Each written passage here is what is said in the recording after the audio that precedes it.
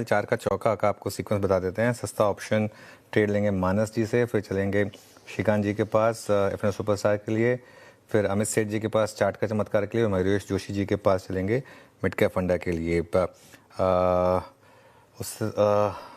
मानस जी, आपका सस्ता option trade. देखिए, सस्ता ऑप्शन के लिए पेट्रोनेट के 295 के कॉल ऑप्शन में खरीदारी करने की राय रहेगी। 265 रुपए से स्टॉक हाई टॉप से हायर बटन बना रहा था, 200 मूविंग एवरेज रीगेन हो गए हैं।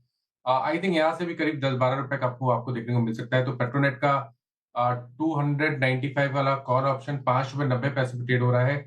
इसमें 4 रुपए के स्टॉप लॉस से 10 रुपए के टारगेट के लिए खरीदारी की जा सकती है। ओके, पेट्रोनेट एलएनजी ये सस्ता ऑप्शन में मानस जी की पिक हो गई। एफएनओ सुपरस्टार के लिए श्रीकांत जी, आपकी चॉइस क्या होगी? बिल्कुल। तो देखिए, मुझे लग रहा है कि फार्मा स्टॉक्स में अच्छी तेजी बनी है, और फार्मा स्टॉक्स में अगर रिलेटिव स्ट्रेंथ के बेसिस पे देखा जाए तो लुपिन लेबोरेटरीज ने काफी अच्छा काम किया है। करंट लेवल से 2135 2134 के करीब लुपिन लैब को लिया जा सकता है।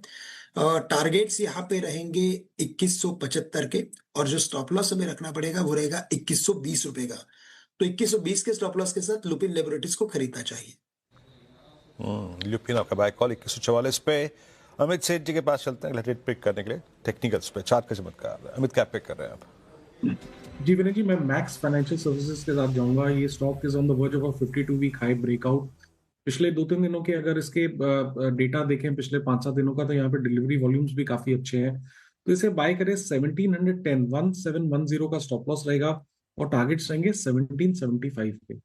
ओके, मीनवाइल एक बार आप आईईएक्स का स्टॉक लेकर आइए। और देखिए, जो मेरे रिपोर्टर की तरफ से न्यूज़ आ रही है, सीईआरसी के लॉयर ने कहा है कि हम ये ऑर्डर जो था 23 जुलाई 2025 का, इसको रेड में ब्रेक करिए, इसको वापस ले लेंगे। हमें सीईआरसी से और इंस्ट्रक्शन की ज़रूरत है। ये कोर्ट में लाइव चल रहा है। देखिए, आजकल हर कोई आप उस हियरिंग को लाइव सुन सकते हैं। और इस न्यूज़ को प्लीज़ फ्लैश करिए। जो इंडिकेट किया है लॉयर ने, सीईआरसी के लॉयर ने इंडिकेट किया है। और श्रेया, पिछली वाली हियरिंग में मैं सुन रहा था, और जैसे ही वो इनसाइडर ट्रेडिंग वाला केस लाया गया, क्योंकि सेबी ने ऑर्डर भी क्लियरली पास किया था, और हमारी टिकर टीम शायद सुन नहीं रही है इसको, एक बार जरा इसको फ्लैश करिए प्लीज़।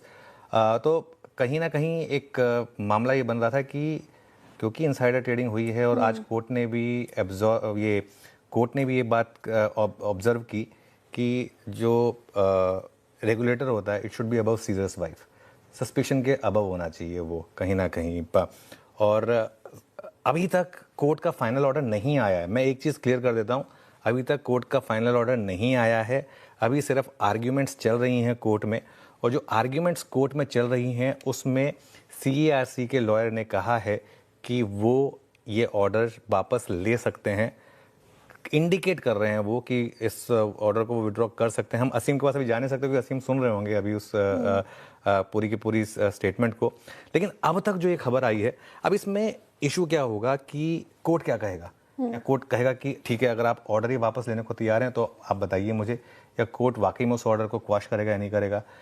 आईईएक्स का 1 साल का 1.5 साल का चार्ट रखिएगा, क्योंकि ये हाँ, 1 साल का, आई थिंक पिछले साल जुलाई में ये ऑर्डर आया था ना। हाँ, पिछले साल जुलाई में ये ऑर्डर आया था। 1 साल का रखिए, 2 साल का नहीं, 2 साल में थोड़ा कंफ्यूजन हो जाएगा। 1 साल का, हाँ, वहाँ गिरा था। देखिए, वो स्टॉक आपको याद होगा, जहाँ पर काफ़ी एक बात बनी थी कि शायद इनसाइडर ट्रेडिंग करके शायद पैसा बनाया गया था। और उसके बाद ध्यान रखिएगा, ये अब तक, मैं फिर कह रहा हूँ एक बार, अब तक ऑर्डर नहीं आया है। ये सिर्फ एक इंडिकेशन है जो इसमें ये बताया गया है कि शायद वो इसको वापस लेने को तैयार है। जब एक बार फाइनल हो जाएगा इसका तब करेंगे। लेकिन अभी के लिए ये जो अपडेट है, और ये पॉजिटिव अपडेट है, इस वजह से आपने इस तरीके का आईईएक्स में मूव दिखा है। मयूरेश जी के पास चलते हैं मिड कैप फंडा के लिए। मयूरेश जी, बताइए आपका मिड कैप फंडा। ऑनेस्टली एचईजी ये हमें काफी पसंद आ रहा है मार्केट्स विद इंडिया में। हमें लगता है, आई थिंक, जो सेफगार्ड ड्यूटीज लगाई गई है to protect the steel industries, HEG जो ग्रेफाइट इलेक्ट्रोड्स बनाता है, जो स्टील इंडस्ट्री मेकिंग के काम आते हैं in terms of making green steel, इसमें एक पॉजिटिव प्रभाव देखा जा सकता है as an ancillary play to the dumping and steel stocks. दूसरा, अब तक के जो नंबर्स हैं एचईजी के, ये काफी उत्साहजनक है। Volumes have remain stable. 15,000 tonne से वॉल्यूम्स बढ़ा रहे हैं, 1,15,000 टन हो जाएगी टोटल कैपेसिटी।